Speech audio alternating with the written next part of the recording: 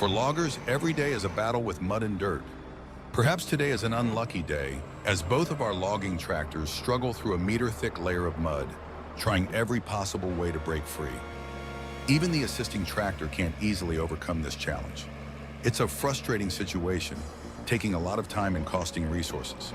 Sometimes you can spend the entire day just rescuing one machine, but this is the way of survival in a harsh environment, where nature tests the resilience and strength of the logger.